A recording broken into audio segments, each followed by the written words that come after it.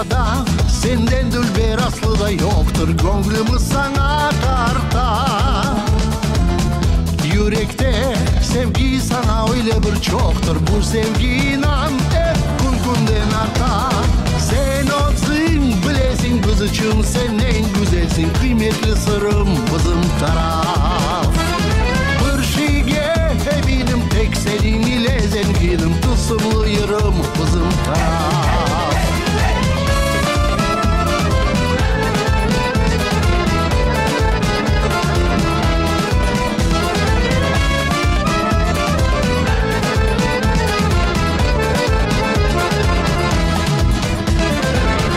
Suların şerbet öyle bir lezzetlidir. Meyveler baldan tatlı.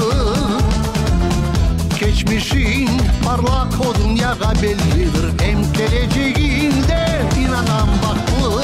Sen olsun bilesin kızıcığım, sen en güzelsin. Kıymetli sırrım bizim taraf. Bir şeyge eminim tek senin ile zenginim. Tılsımlı yarım bizim taraf.